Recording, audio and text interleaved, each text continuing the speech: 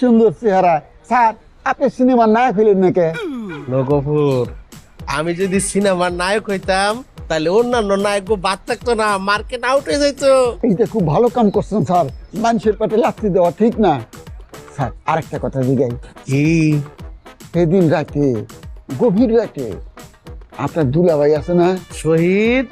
ওনার বাবা মা ছোট ভাই বাড়ির থেকে বেরিয়ে গেলেন, ঘটনা কি স্যার? তাদেরকে অপমান করে বাইর করে দেওয়া হয়েছে, এই কথা কাউকে বলা যাবে না। ঘটনা কি স্যার? শোনো গফুর, আমার দুলাভাইয়ের ভাই খায়রুল হাদে গেছিল, আমার ছোট বোন মধ্যরাতে নিপা সে তারা ডাকতে গেছিল।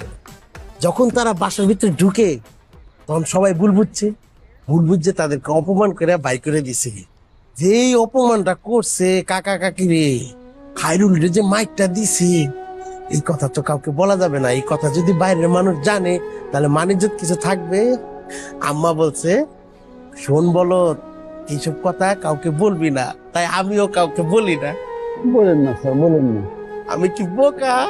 কবুর, গেটটা খুলো, আর তুমিও আমাকে গোলা জিজ্ঞাসা করবা না, ঠিক আছে? না স্যার, না স্যার, জিজ্ঞাসা করেন না।